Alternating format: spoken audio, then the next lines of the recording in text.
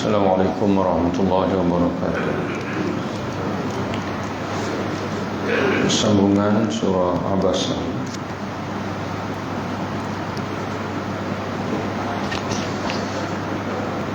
Kita sambung ayat 19.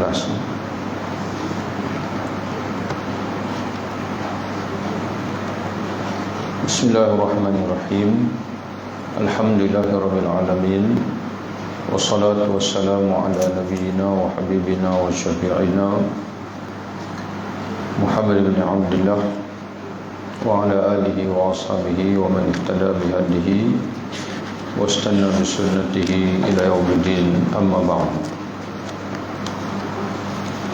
Tuan-tuan dan puan yang dirahmati Allah Taala sekalian, dalam siri-siri tadabbur kita pada ayat akidah, kita masih lagi berada dalam surah Abasa. Dalam kuliah kita pada minggu yang lalu, kita menguraikan dengan panjang lebar berkenaan dengan laknat Allah Subhanahu wa taala, di mana dalam ayat yang ke-17 surah ini, muka surat 585 Mushaf, Allah Ta'ala menyebutkan tentang manusia yang dilaknat. Qutilal insanu ma akfar. Qutila ay du'ina, dilaknat manusia yang sebagian manusia. Punca manusia dilaknat, kata Allah, kerana kafir, kekufuran. Ma akfar, alangkah kufurnya dia, kata Allah. Jadi itu menjadi faktor manusia dilaknat oleh Allah Subhanahu wa taala. Dan kita telah pun melihat bagaimana tafsiran ulama maksud laknat, iaitu manusia, kalau di dunia makna laknat iaitu manusia itu dijauhkan oleh Allah dari rahmat, dijauhkan oleh Allah daripada rahmat. Adapun di akhirat, maknanya manusia dihukum oleh Allah, disiksa oleh Allah Subhanahu wa taala ataupun diazab. Pada hari ini, tuan-tuan sekalian, kita nak lihat kesudahan takdir kehidupan kita. Sebagaimana Allah Taala sebut dalam ayat ini, di hujung surah, Allah Taala menyebutkan di akhirat nanti ada wajah-wajah yang gembira dan ada pula wajah-wajah yang duka cita. Di tengah ayat, bermula daripada ayat 19 dan itu juga ayat-ayat seterusnya, Allah Ta'ala menyebutkan perjalanan hidup manusia di dunia, menggambarkan kepada kita bahawa kehidupan di dunia ini ditentukan oleh Allah, tetapi tidak berakhir di sini. Allah menyebutkan summa idza syaa ansyara, kemudian apabila dia menghendaki, yakni tiba masa yang dikehendaki oleh Allah, ansyarahu, dia akan bangkitkan semula. Maka Allah Ta'ala menyebutkan dalam Quran ini, bila kita baca satu-satu ayat dia dan kita buat kesimpulan, bahawa kita boleh putuskan kehidupan di dunia ini hanyalah menjadi tempat ujian. Allah ingin menguji kita dalam kehidupan dunia ini. Jadi sebab itu Allah menciptakan kita ini sesuai dengan ujian. Sebagaimana Allah Ta'ala menyebutkan dalam ayat 19, min nutfatin khalaqahu, dari titis air mani atau sperma dia menciptakannya, faqaddarahu, lalu dia menentukan takdirnya, takdir insan. Dan sebagian mufassir menyatakan bahawa faqaddarahu dengan maksud lalu dilengkapkan dengan persediaan untuk bertanggungjawab. Itu makna faqaddara. Allah Ta'ala menentukan ketetapan sesuai dengan dia sebagai manusia. Dan haiwan-haiwan, makhluk-makhluk yang lain, oleh kerana dia tidak dicipta untuk diuji, tapi dia dicipta untuk sebagai kegunaan. Di antaranya kita boleh ambil dalam satu ayat dalam surah Al-Baqarah, Allah Ta'ala menyebutkan wallazi khalaqa lakum ma fil ardi jami'an, dan dialah Allah yang telah menciptakan untuk kamu, mana untuk kamu, ma fil ardi jami'an, semua yang ada di atas muka bumi. Jadi semua yang ada di atas muka bumi, tak kiralah tumbuhan ke, binatang ke, haiwan ke, dijadikan alat untuk manusia.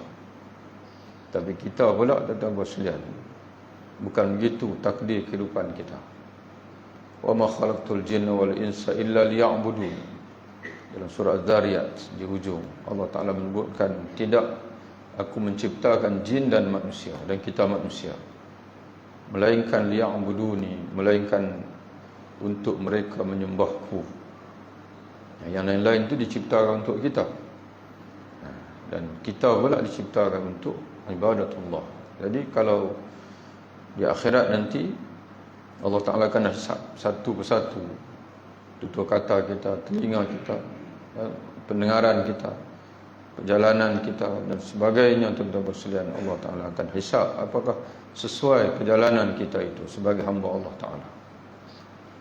Dan dalam satu ayat yang famous, yang semua kita hafal, tuan-tuan sekalian, bila Allah Ta'ala nak menjemput hamba-hamba dia yang baik ini nak masuk syurga, Allah Ta'ala hanya jemput orang-orang yang berstatus hamba, yang telah mencapai, dipanggil hamba, mana dia telah hidup di dunia itu memang dia dah mencapai, dipanggil ibadullah. Ya ayyuhan nafsul mutmainnah, Allah Ta'ala panggil ahli syurga, wahai jiwa yang mutmainnah, yang teguh, yang tetap dalam iman, dalam ketaatan kepada Allah. Irji'i ila rabbika radiyatan mardiyah, pulanglah kamu, kembalilah kamu kepada Tuhanmu dalam keadaan kamu redha, kamu bersiap sedia untuk bertemu dengan Tuhanmu, mardiyah, dan juga kamu diredai oleh Tuhan. Dia Allah Ta'ala kata, fadkhuli fi ibadi, maka masuklah olehmu dalam kelompok hamba-hambaku. Allah Ta'ala sebut begitu, ya, masuklah kamu dalam kelompok hamba-hambaku, wadkhuli jannati, dan masuklah kamu dalam syurgaku. Jadi sebelum Allah Ta'ala nak jemput, insya-Allah kita pun sama masuk dalam kelompok itu nanti, insya-Allah. Ya, sebelum Allah Ta'ala jemput masuk syurga itu, Allah Ta'ala sebut, masuklah kamu dalam kelompok ibadi, hamba-hambaku, wadkhuli jannati, dan masuklah kamu ke dalam syurgaku. Jadi sebab itu, tuan-tuan yang dirahmati oleh Allah Subhanahu wa Ta'ala, Allah Ta'ala persiapkan kita ini. Alladzi khalaqal mauta wal hayata liyabluwakum ayyukum ahsanu amala. Kita sebut ada satu, tuan-tuan sekalian. Ya, kerana kita ini, kita tak mau nak hurai panjang-panjang, kita nak ringkas-ringkaskan. Kita nak, orang kata apa, nak faham, kemudian kita nak beramal. Dan kita nak, kalau silap kehidupan kita nak betulkan. Itu yang penting dalam hidup kita ini, daripada kita mengaji agama. Dan agama itu sendiri, inna dina yusrun, sesungguhnya agama itu adalah mudah. Tapi dengan syarat, tuan-tuan kena bina agama itu atas agama lah. Jangan anggap agama itu fiqh. Kalau tuan-tuan anggap agama itu fiqh, susah. Kerana fiqh ni ilmu khilaf. Ilmu khilaf.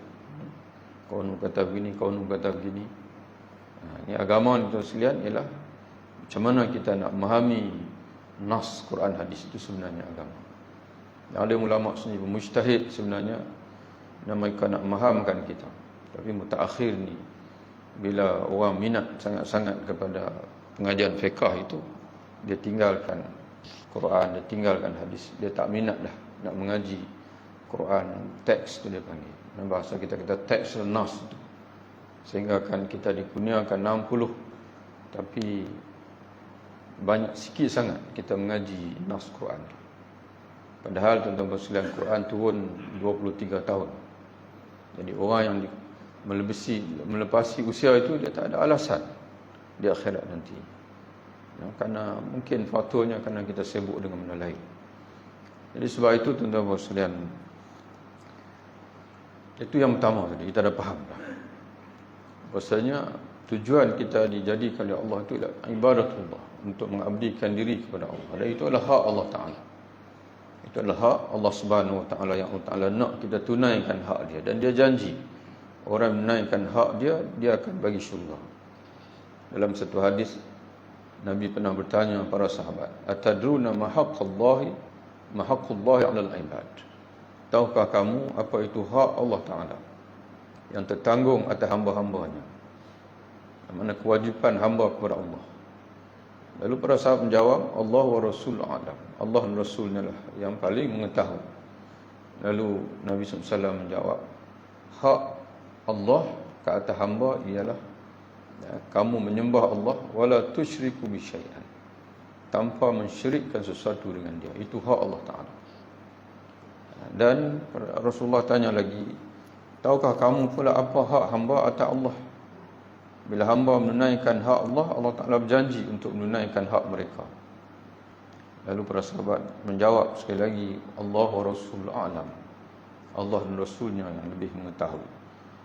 Lalu Nabi menjawab, ya, Allah Ta'ala berjanji akan menyelamatkan kamu daripada neraka dan masukkan kamu dalam syurga. Atau kama qala Nabi SAW. Jadi sebab itu tuan-tuan sekalian, ibadah itulah yang sebesar-besar perkara yang perlu kita utamakan dalam hidup kita ini, untuk menunaikan hak Allah Ta'ala, melaksanakan tugas turun tanggungjawab kita. Tujuan Allah Ta'ala menjadikan kita itu, untuk liya'buduni, kata Allah, untuk mereka menyembahku. Summa sabila yassara. Setelah Allah Ta'ala menciptakan yang bermula daripada status mani, lalu Allah Ta'ala menentukan takdir dia sesuai dengan tujuan kehidupan dia sebagai hamba yang diuji oleh Allah. Allah kurniakan dengan alat-alat yang bolehkan dia belajar, dia memahami wahyu dan juga beramal. Jadi sebab itu tuan-tuan oleh Allah Ta'ala sekalian, maka timbul bila kita nak beribadah ni tuan-tuan sekalian, ada tiga benda lah. Kalau kita tengok dalam beberapa ayat Allah Ta'ala, dalam surah Al-Baqarah, ada dalam surah Al-Imran pun Allah Subhanahu Wa Ta'ala sebut ada tiga perkara yang menjadi tujuan Allah Ta'ala mengutuskan Rasul kepada kita. Yang pertama sekali, Rasul yang diutuskan oleh Allah Subhanahu Wa Ta'ala itu Allah perintahkan untuk menyampaikan wahyunya, untuk membacakan kepada kita ayatullah, ayat-ayatnya. Itu yang pertama sekali tuan-tuan sekalian. Yang keduanya, Rasul yang diutuskan oleh Allah Subhanahu Wa Ta'ala itu diutuskan oleh Allah Subhanahu Wa Ta'ala untuk mengajar manusia kitabullah, al-kitab wal-hikmah, kitab dan juga al-hikmah. Kata Imam Syafi'i rahimahullah, perkataan hikmah dalam Al-Quran Al-Karim bila digandingkan dengan Al-Quran ataupun Al-Kitab, maknanya sunnah. Wa yu'allimuhumul kitab wal hikmah. Dan Rasul yang diutuskan oleh Allah Subhanahu Wa Ta'ala itu mengajar mereka Al-Kitab wal hikmah, kitab dan juga hikmah. Dan yang ketiga ni ialah wa yuzakkihim. Rasul yang diutuskan oleh Allah Subhanahu Wa Ta'ala itu menyucikan mereka, mentazkiyah mereka. Jadi oleh kerana tugas Rasul tiga, yatlu alaihim ayatih, membacakan kepada mereka ayat-ayat. Jadi kita dalam hidup pun kena menjadi pembaca Quran, orang yang rajin baca Quran. Kerana perkara yang pertama sekali yang Allah Ta'ala tugaskan kepada Rasul ialah membacakan, yatlu alaihim ayatih. Rasul yang diutuskan oleh Allah itu membacakan kepada mereka ayat-ayat. Jadi kita pun kena baca, kena rajin baca Quran. Itu yang pertama. Yang kedua, tuan-tuan sekalian, kena mengaji. Kerana Rasul diutuskan oleh Allah itu yu'allimul kitab wal hikmah, mengajar mereka bagaimana untuk memahami kitab Allah, Al-Quran juga hikmah dan sunnah Nabi. Kita pun kena mengaji, kena memahami, kena berusaha untuk memahami ayat-ayat Al-Quran dan juga sunnah Nabi SAW. Jadi kalau tuan-tuan nak rujuk, boleh rujuk dalam ayat 164 surah Al-Imran. dalam mushaf muka surat 71.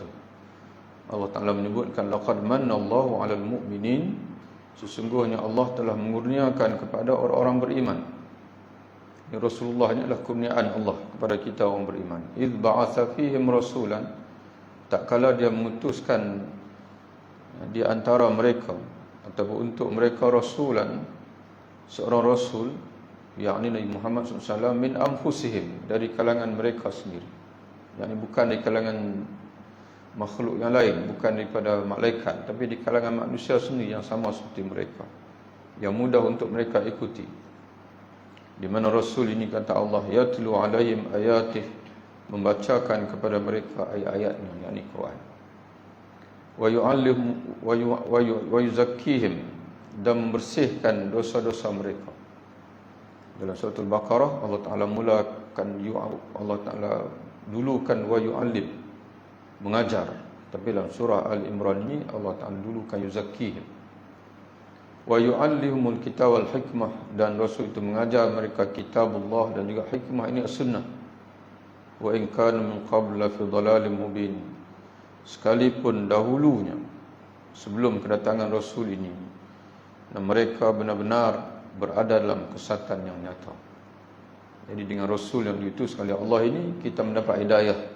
Maka jangan sia-siakan hidayah itu, sebaliknya kita kena bersungguh-sungguh, tuan-tuan sekalian. Bersungguh membaca Quran, dan bersungguh-sungguh untuk mempelajari Quran dan juga sunnah Nabi, dan juga bersungguh-sungguh untuk menyucikan jiwa, tazkiyah. Dan menyucikan jiwa, kata Imam Al-Ghazali, menyucikan jiwa ini tidak ada makna lain melainkan menyucikan hati. Dan di akhirat nanti, tuan-tuan sekalian, sebagaimana dalam surah Asy-Syu'ara, Allah Ta'ala menyebutkan dengan bahasa yang sangat jelas, yauma la yanfa'u malun wala banun illa man atallaha biqalbin salim. Hari kebangkitan nanti adalah hari yang tidak akan beri guna lagi harta benda dan anak pinak, melainkan orang yang datang menghadap Allah dengan hati yang bersih, dengan hati yang bersih. Itu tuan-tuan sekalian, dengan hati yang bersih. Jadi kerana itu pentingnya tazkiyah, wa yuzakkihim, menyucikan batin. Kerana jasad ni kita elok macam mana pun, tuan-tuan sekalian, dia mati, kesudahan dia mati. Tapi jiwa ni dia tidak mati. Kata Imam As-Suyuti rahimahullah, ada 8 makhluk yang ada permulaan tapi tidak ada kesudahan. Allah Ta'ala ciptakan. Kebanyakan makhluk diciptakan dengan permulaan dan kesudahan. Permulaan, kerana Tuhan saja yang tidak ada permulaan, dan lain semua ada permulaan. Dan kebanyakan makhluk akan ada pengakhiran, ada kematian. Tapi 8 yang tidak ada kesudahan, Allah Ta'ala ciptakan untuk kekal sampai bila-bila. Salah satu daripadanya ialah ruh kita. Dan dalam Quran, tuan-tuan sekalian, ada ketikanya Allah Ta'ala sebut ruh, dan ada ketika Allah Ta'ala sebut an-nafs, dan ada ketika Allah Ta'ala sebut al-qalb, hati tu, jantung hati. Jadi sebab itu kata Imam Al-Asfahani dalam satu kitab dia, ruh ini waktu tunggal, tapi bila waktu dia bercantum dengan jasad disebut an-nafs. Orang Melayu panggil jiwa, jiwa raga dipanggil. Jiwa ni, jiwa, raga ni tubuh luaran kita. Jiwa itu raga dia panggil. Jiwa ni yang dalam kita itu. Dan hakikat kita ni bukan raga tu. Yang raga ni lebih kurang sama, cuma elok, cantik. Nak banding dengan lembu kebau lebih kurang sama. Ada hidung, ada mata, ada telinga, makan, sedap, tuan-tuan sekalian, cantum lelaki perempuan, jantan betina, yang zahirkan zuriat, itu raga kita, sama. Tapi yang membezakan kita dengan lembu, kebau, kambing dan sebagainya itu adalah jiwa. Dan jiwa al-alim, dan jiwa yang mana jiwa manusia ini dia ada 3 benda yang tak ada pada yang lain. Al-alim, dia panggil tuan sekalian. Kemudian ada ulama sebut jiwa yang boleh mengenali, boleh al-arif, boleh dipanggil menuntut ilmu, boleh mengenali dan juga boleh memahami. Itu jiwa manusia yang tak ada. Kalau tuan-tuan baca saintis pun, mereka sendiri pun menzahirkan agak kekaguman tentang kejadian alam. Dalam banyak-banyak manusia yang luas, alam luas ini, mereka teropong sana, teropong sini nak cari makhluk-makhluk di planet-planet yang lain. Dan mereka melihat di bumi, alam yang begini luas ini, tuan-tuan sekalian, hanya ada satu makhluk saja. Kita sebenarnya ada 3 yang kita tahu Quran sebut, tapi mereka ni sebab mereka ni pakai teropong mata. Mereka tak pakai teropong wahyu, maka jumpa satu sajalah. Makhluk yang boleh memahami, boleh belajar ini, kata dia manusia saja. Sehingga akan mereka menyebutkan, jika tanpa manusia, manakala manusia tak ada atas muka dunia ini, maka dia jadi macam mana tuan sekalian? Dia jadi macam pentas opera, teater, bukan main berlakon orang di depan tu, tapi tak ada penonton. Ya, hanya manusia saja yang boleh menonton, yang boleh memahami yang ada di alam ini. Maka tak jumpa lagi. Tapi kita 3 lah, tuan-tuan sekalian. Kalau kita dalam Quran sebut 3, malaikat, jin dan juga manusia.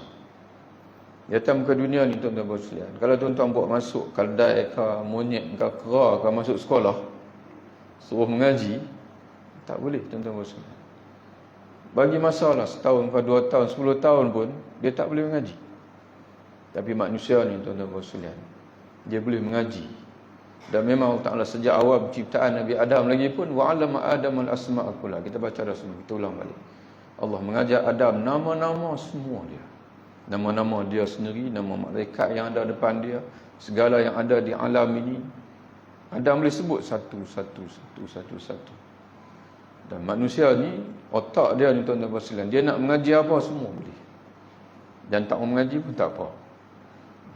Ada orang, tuan-tuan sekalian, dia bangkit pagi hanya fikirkan, dia guna otak dia ni untuk nak makan apa. Nasi lemak ke, roti canai ke, nak makan kuih saja. Nak minum apa pagi ni?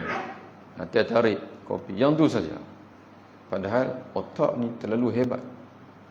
Kurniaan yang terlalu hebat, tuan-tuan sekalian. Dia boleh menanggapi, dia boleh mengenali termasuk perkara-perkara yang dia tak nampak di dunia ini. Sebab itu Allah Ta'ala utuskan Rasul untuk mengajar manusia bahasanya kehidupan bukan dunia saja. Ada lagi kehidupan yang lebih besar, arash. Ada lagi kehidupan yang lebih hebat, kursi. Ada lagi sidratul muntaha. Ada lagi syurga, wa inda jannatul ma'wa. Di tepi sidratul muntaha itu ada syurga, tempat kembali kamu nanti. Tuan-tuan sekalian, nak mengaji apa akal ni? Nak apa Quran boleh. Tapi sayang, tuan-tuan sekalian, kita tak diberi kesedaran. Kalau orang dulu, tak ulama pun hafal Quran. Kalau tuan-tuan mengaji sejarah Mesir, tuan-tuan sekalian, biasa kalau sebelum mencecah 10 tahun, mak pak ni dia akan hantar. Bukan hantar mengaji Quran, tidak. Hantar hafal Quran. Itu yang timbul kutab. Dulu tuan-tuan sekalian, kalau tuan-tuan mengaji, ada anda baca satu buku, dia panggil Sistem Pendidikan dalam Sejarah Islam dulu. Cara orang dulu dia mengaji, tuan-tuan, dia tak ada kertas, dia tak ada ni, dia bawa papan batu. Dia bawa papan batu. Anak-anak murid ni papan batu dengan kapok. Setiap seorang tu dia kena bawa lah. Dan sistem itu masih dilaksana sekarang ni di Afrika, di kawasan mundur. Bila bawa papan batu, tuan-tuan sekalian, ustaz, guru Quran, dia akan suruh tulis, ataupun dia tulis di pagi hitam. Tulis. Semua anak murid kena tulis. Tulislah ayat Quran. Selepas tulis, dia tulis di depan batu dia itu, balik dia kena hafal. Karena besok ni dia datang pula tu, dia nak kena padam apa yang ada di depan batu tu. Dia kena padam. Kemudian dia akan tulis pula yang baru pula. Kalau dia tak hafal, tuan sekalian, dia tak akan jumpa selepas itu. Tapi hari ini, tuan-tuan sekalian, kata alim ulama, di antara musibah besar, ujian Allah Ta'ala yang besar dalam kehidupan kita ini, dengan adanya kertas dan juga buku. Bila ada mushaf, tuan-tuan sekalian, orang kata tak apa pun tak apa. Sebab mushaf ada, nanti kita nak, kita baca. Tambah-tambah lagi, tuan-tuan sekalian, bila datang zaman teknologi, Quran juga ada di handset, mushaf pun orang tak mau pegang dah. Mushaf pun tak mau pegang dah. Maka timbul persoalan perbahasan ulama. pegang handset yang ada mushaf dengan pegang mushaf sama tak sama? Tak sama. Handset yang ada mushaf, dia bukan mushaf. Tak ada ulama yang fatwa kata kena ambil wudu. Tak perlu ambil wudu. Dan handset yang ada mushaf boleh masuk dalam tandas, boleh masuk. Tak ada masalah. Dia dalam. Dia sama macam Quran duduk dalam hati kita lah. Kita boleh, kalau tak boleh masuk, misalnya kita tak boleh masuk dalam tandas. Sebab Quran ada Fatihah ada dalam dia. Dia hanya pegang mushaf ni saja, kata ulama. Dia panggil. Maknanya dia barulah dihukum sebagai pegang Quran. Jadi kerana itu tuan-tuan sekalian, para alim ulama kita sejak lama lagi mereka pesan, kita ni kena setia dengan satu mushaf. Baca mushaf yang sama, itu yang paling baik sekali. Jangan ubah mushaf, itu mushaf kita. Yang sebagai ulama bahas pula, boleh tak kena tulis tepi-tepi? Boleh, tapi tulis dengan elok. Kadang-kadang kita berjumpa, kita mengerti tafsir, ada tulis untuk peringatan. Sebab nanti jumpa balik ni senang, oh ini dah tak mudah mengaji dah tafsir. Ustaz dah cerita sikit-sikit. Jadi bila tuan-tuan baca tu, tuan-tuan boleh faham balik. Itu sebaiknya, tuan-tuan buat sekalian. Satu mushaf, kita setia dengan mushaf yang sama. Beli mushaf bagi elok, yang sesuai dengan mata kita, sesuai dengan kita dan sebagainya. Mushaf tu lah yang kita akan bawa bila-bila di rumah. Mengaji, tuan-tuan, bila nak baca. Dan kita sendiri pun tahu. Dan dalam satu hadis dalam Sunan Tirmizi, cara baca Quran yang paling baik ni ialah baca daripada awal sampai habis, sikit demi sikit demi sikit, sampai kita khatam. Lepas tu kita repeat balik. Kita repeat. Biarlah dalam hidup kita itu bukan sekali saja khatam Quran, tapi berulang-ulang kali kita khatam Quran. Iaitu dalam hadis di mana Nabi SAW diriwayatkan, Nabi menyebutkan ahabul a'mal ilallah, di antara amalan yang paling disukai oleh Allah ialah halul murtahil. Orang yang mengembara bila tiba dia memulai semula pengembaraan. Para sahabat bertanya, apa maknanya Rasulullah? Mengembara kemudian tiba dan dia sambung balik pengembaraan dia. Iaitu hadis itu menyebutkan dia baca Quran daripada awal sampai habis. Bila khatam dia mula balik daripada awal. Itu makna dia. Dia bila khatam sampai An-Nas, dia tidak berhenti, dia mula balik pengembaraan dia. Maka begitulah kehidupan dia. Dia memulakan pengembaraan, kemudian tiba mulai pengembaraan yang baru. Biarlah tuan-tuan sekalian, kita lambat pun tak apa. Kalau tuan-tuan sekalian baca tiap-tiap hari satu muka Al-Quran, bermakna tuan-tuan akan khatam Quran 600 hari sekali. Tak apalah tuan-tuan sekalian mana khatam Quran. Tapi seeloknya bacalah 2 muka supaya tiap-tiap tahun boleh khatam Quran. 300 hari sekali. Sikit demi sikit, sikit demi sedikit. Banyak kelebihan tuan-tuan sekalian. Bukan tak boleh tuan-tuan baca ayat tu, baca surah ini, baca tertentu. Boleh tuan-tuan sekalian. Itu pun baik juga. Allah Ta'ala akan bagi pahala. Tapi baca dengan khatam Quran ini, ada kelebihan yang tuan-tuan sekalian tak akan dapat kalau tuan-tuan tak baca khatam Quran. Yang pertama sekali ialah setiap ayat yang pertama sekali tuan-tuan akan berpeluang untuk dapat 3 juta kebajikan. Kerana Nabi sebut setiap huruf itu dibagi satu kebajikan diganda 10. Quran ada 320,000 huruf. Al-Quran ada 320,000 huruf. Kali 10. Mana 3.2 juta kebajikan yang tuan-tuan akan dapat bila tuan-tuan khatam Al-Quran sampai An-Nas. Itu satu. Yang keduanya, Nabi sendiri sebut dalam hadis, di akhirat nanti akan dibacakan, dikatakan kepada orang yang rajin baca Quran, Iqra' wartaqi, baca dan mendakilah kamu. Kedudukan kamu dalam syurga ialah ayat yang terakhir yang kamu baca. Jadi kata Imam Qurtubi ataupun ulama yang lain, kita duk baca Quran itu kita seolah-olah mendaki tangga dalam syurga, mendaki. Itu yang kedua. Jadi yang ketiganya pula tuan-tuan sekalian, bila kita baca Quran daripada awal habis itu, daripada awal sehingga tamat, setiap ayat itu akan menjadi saksi untuk kita di akhirat. Setiap ayat itu akan menjadi saksi untuk kita di akhirat. Mulut kita pernah bacanya, mata kita pernah melihatnya, hati kita pernah menghadirkannya. Itu yang ketiga. Yang keempat, tuan-tuan sekalian, tuan-tuan akan melalui semua nama-nama Allah dalam Quran. Dan Nabi sebut, man ahsaha dakhala jannah. Allah Ta'ala ada 99 nama. Man ahsaha dakhala jannah. Siapa yang menghitungnya dia akan masuk surga. Bila tuan-tuan baca daripada awal sampai habis, Semua nama Allah dalam Quran itu tak tinggal walaupun satu, tuan-tuan hitung. Lepas satu, lepas satu. Itu tak tengok bilangan lagi. Kalau ada nama Allah Ta'ala, Allah saja ada 1,900, 2,000 lebih kurang. Tuan-tuan baca dari awal sampai habis. Mana Allah saja tu tuan-tuan dah ulang 2,000 kali. Itu belum Ar-Rahman lagi, Ar-Rahim lagi, Al-Alim lagi, Al-Qadir lagi. Itu berapa? Yang keempat kelima. Tak kisahlah berapa pun, tuan-tuan balik kira sendiri. Yang terakhir tuan-tuan sekalian, bila tuan-tuan baca dari awal sampai habis, tuan-tuan berdoa dengan semua doa dalam Quran. Semua doa dalam Quran tu yang ada 40 Rabbana. Semua doa dalam Quran itu tuan baca. Tuan-tuan sebut, tuan berdoa dengan dia. Itu tuan-tuan maknanya baca daripada awal sampai habis satu. Dan satu lagi tuan-tuan sekalian, dia istiqamah. Dia mengajar kita untuk istiqamah. Setiap hari dua muka. Ataupun setiap hari dia panggil 4 muka tuan-tuan. Istiqamah ni sikit demi sikit sampai kita khatam. Kemudian ulang balik dan sebagainya. Jadi tuan-tuan sekalian, begitulah kita sebut sebuah sedikit ibadah tuan-tuan sekalian. Dan 3 benda dalam kita proses ibadah ini, ada 3 benda yang kita kena tumpukan dalam hidup kita yang menjadi tugas Allah Ta'ala mengutuskan Rasul kepada kita. Yang pertama, baca Quran. Yang kedua ialah mempelajari Quran dan juga sunnah Nabi. Dan yang ketiga ialah tazkiyah, penyucian jiwa. Yang menyucikan jiwa kita, menyucikan yang dipanggil rohani kita, yang menyucikan hati kita, kerana Allah Ta'ala sendiri sebut dalam surah Asy-Syu'ara tadi, hari kebangkitan nanti tidak akan beri guna lagi harta benda nak pinak, melainkan orang yang datang menghadap Allah dengan hati yang bersih. Sebab itu Al-Imam Hasan Al-Basri dia pesan yang ada kaitan dengan ayat ini, dawi qalbak, ubatilah hati kamu, fa innahu, kerana sungguhnya hajatullah ilal ibad, apa yang Allah Ta'ala nak daripada kita hamba ini ialah hati yang bersih. Itu yang Allah Ta'ala nak daripada kita ni.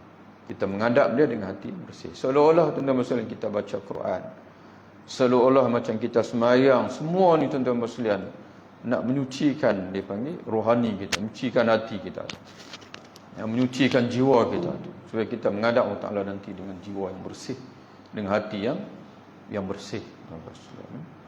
Jadi sebab itu apa ni, kita summa idza syaa ansyarah, summa sabila syarah, kemudian jalan dia memudahkannya. Mana Allah Ta'ala memudahkan jalan untuk kita berdepan dengan kehidupan dunia ini, untuk berhadapan dengan ujian. Summa amatu fa aqbarah, kemudian dia matikannya, yakni manusia kita lah sekalian. Fa aqbarahu, kemudian dia menguburkannya, menentukan di mana kuburnya. Summa idza syaa ansyarah, kemudian apabila Allah menghendaki, tiba masa Allah menghendaki, ansyarahu, dia akan bangkitkan. Dia akan bangkitkan kita berdepan dengan hisab. Kemudian kata Allah, kalla. Kalla ini, kita nak terjemah apa tuan-tuan sekalian? Kalla ini ada ketikanya ulama menterjemahkan haqqan, benar.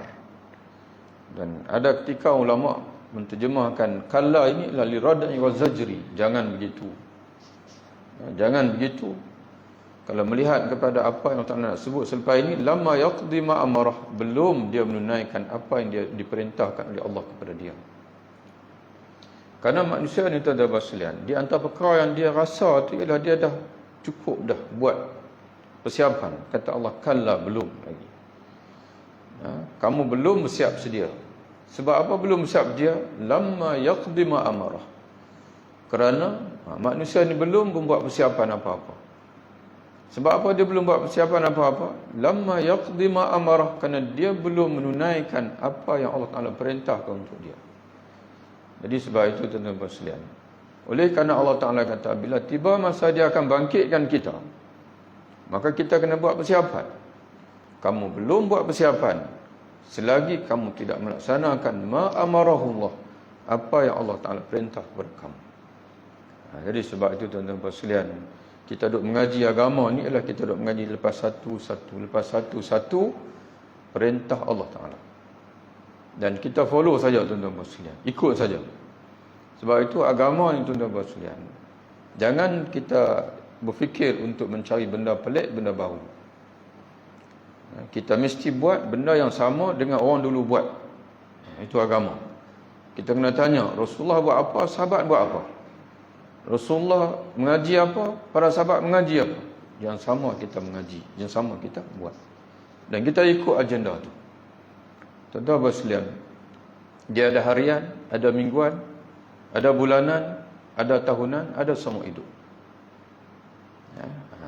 Contoh harian, sembahyang 5 waktu. Jaga sungguh-sungguh sembahyang 5 waktu tu.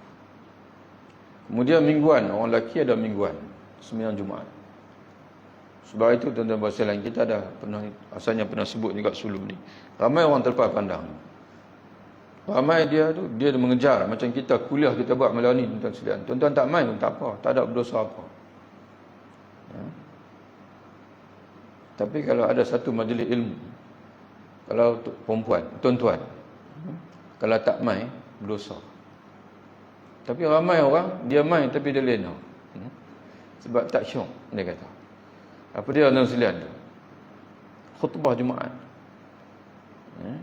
Khutbah Jumaat itu program Allah Ta'ala untuk kita. Sabit dengan ada surah khusus, surah Jumaat. Ada 5 rukun. Khatib kalau tak sebut 5 rukun ni, dan tak didengari oleh, kalau mazhab Syafi'i 40, mazhab lain kata ada 12 sebagainya, tidak usah. Tapi ramai yang hadir. Yang tak hadir tak payah ceritalah. Tak hadir khutbah Jumaat. Ni macam hari ni tuan-tuan sekalian. Kalau tak hadir malam ni, tak ada siapa kata boleh kata berdosa. Mungkin dia pergi tempat lain sebagainya. Tapi kalau dia tak hadir khutbah Jumaat, berdosa tuan-tuan sekalian. 3 hari, 3 kali ditutup pintu hati oleh Allah Ta'ala. Dan rukun khutbah salah satunya ialah takwa. Mengajak kepada takwa. Tapi tuan-tuan sekalian, sebelum khatib sebut takwa, dia lena siap-siap dah. Ya, selepas ni kalau tuan-tuan nak lena pun bagilah tunggu sampai khatib kata ittaqullaha haqqa tuqatih. Nampak tu dah mengantuk sangat. Ni tak ada ittaqullah boleh lena siap dah. Bila balik rumah, isteri dia tanya, abang hari ni khatib cerita apa hari ni? Dia tak tahu nak apa. Lepas ni senang tuan-tuan sekalian. Kalau orang rumah kita tanya, khatib cerita apa hari ni? Kita kata dia mengajak kepada takwa.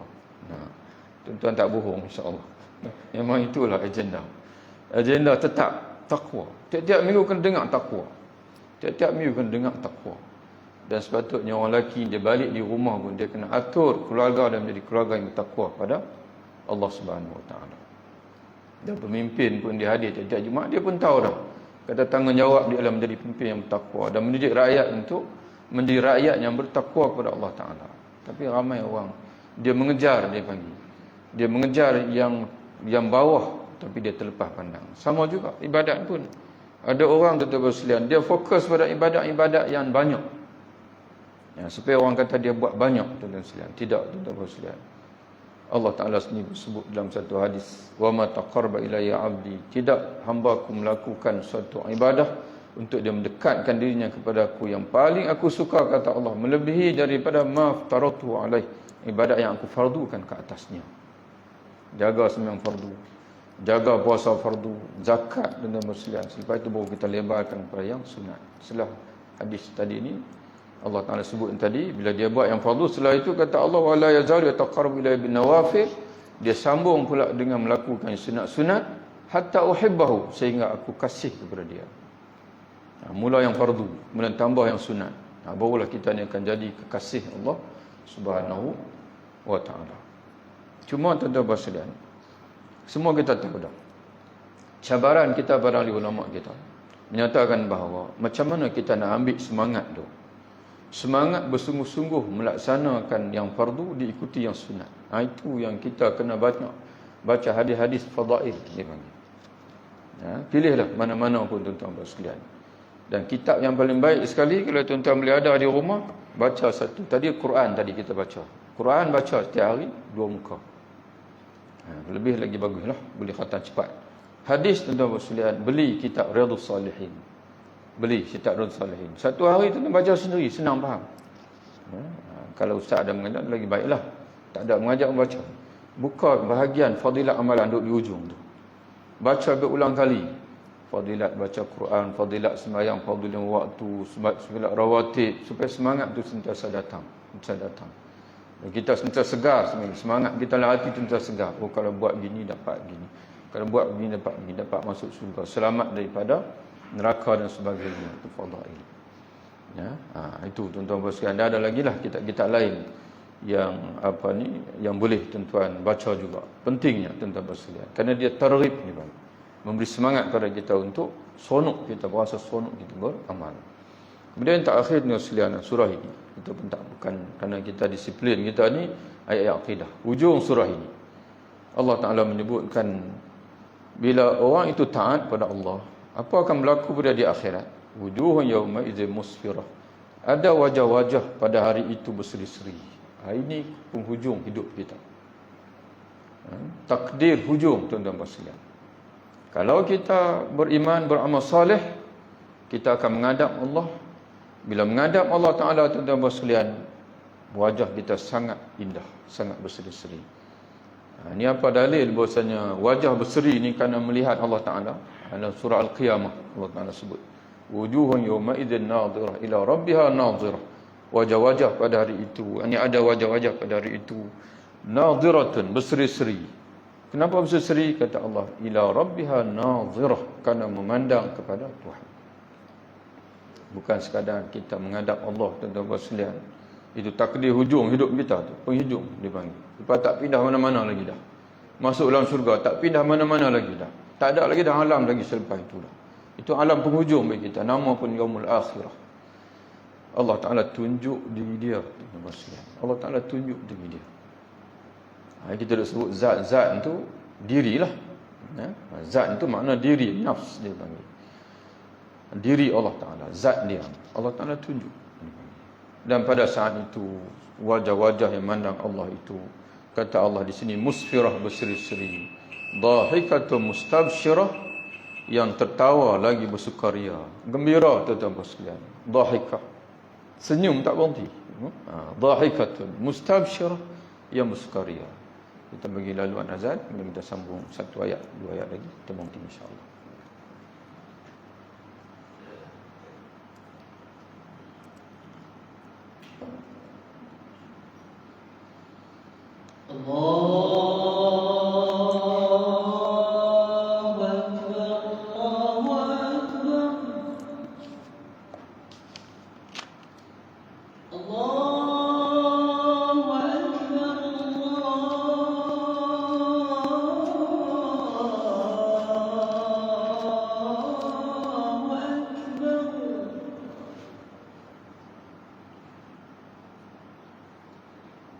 أشهد أن لا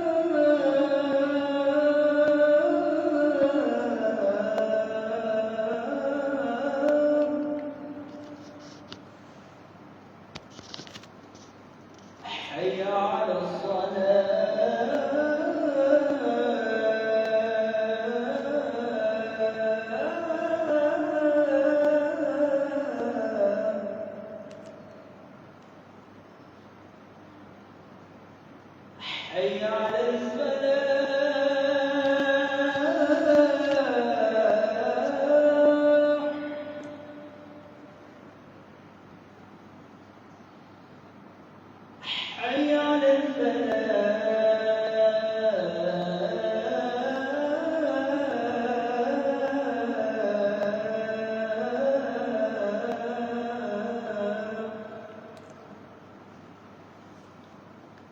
الله أكبر الله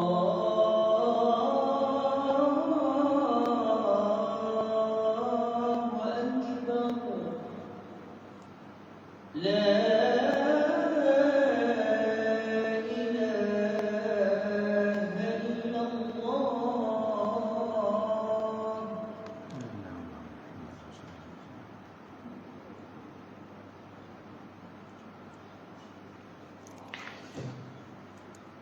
Ada sekalian dalam Sahih Al-Bukhari, Sahih Muslim ni, kita hadis banyak menyebutkan satu hadis, dan insya-Allah tuan-tuan sekalian pun kita selalu dengar hadis ini, cuma kita ulang kerana dia ada kaitan dengan ayat kita ini, di mana Nabi menyebutkan hadis tentang ru'yatullah. Hadis bagaimana orang beriman di akhirat nanti dalam syurga melihat Allah. Di mana pada satu Jabir bin Abdullah Al-Bajali, dia menceritakan satu hari kami bersama dengan Nabi, pada ketika itu malam bulan penuh. Dan satu riwayat menyatakan malam 14. Dan malam 14 hari bulan Islam, bulan penuh dipanggil Badar. Lalu Nabi tunjuk pada bulan. Nampakkah kamu semua bulan itu? Ya, kami nampak. Lalu Nabi kata, kamu akan melihat Tuhan kamu dalam surga nanti seumpama kamu melihat ke arah bulan itu. Kata ulama, bukan tasbih dia panggil Allah Ta'ala tu macam bulan, tidak. Tasbih ru'yah bi ru'yah dia panggil. Cara melihat dia panggil. Terang, jelas dia panggil. Tak ada dia panggil apa? Orang kata penghadang langsung. Kemudian Nabi SAW menyebutkan bahawa kamu akan melihat Tuhan kamu. Dan Nabi sebut di hujung hadis, dan hadis Nabi sebut la tudamu fi ru'yati. Dan sebagian sebutkan ada syadah la tudamuna fi ru'yati, di mana kamu tak akan bersesak-sesak, berasa-asa untuk melihat Allah Ta'ala. Kerana zaman hari ini tuan sekalian, bila ada ramai orang, jutaan orang nak tengok depan sana, semua bobok nak tengok, kamu tidak akan bobok. Dan kata ada sebagai ulama kata tak ada syadah la tudamuna, kamu tak akan menghadapi susah langsung untuk melihat Allah dalam syurga. Dalam syurga nanti terang, jelas, tak payah susah-susah, Allah Ta'ala akan tunjuk diri dia. Dan di hujung hadis tu yang penting, Nabi sebut fa in istata'tum alla tughlabu, jika kamu boleh menjaga jangan tertewas daripada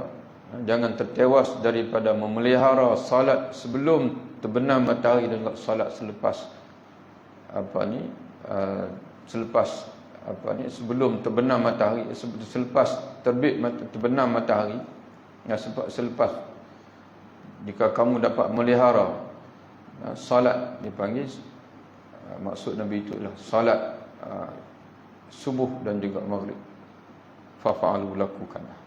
Nabi sebut ini selepas Nabi sebut melihat Allah. Maka ulama menyimpulkan bahasanya di antara orang yang Allah Ta'ala, di antara syarat yang Nabi tetapkan, ataupun Allah Ta'ala tetapkan Nabi ini, dia bercakap daripada Allah, ialah jaga sembahyang.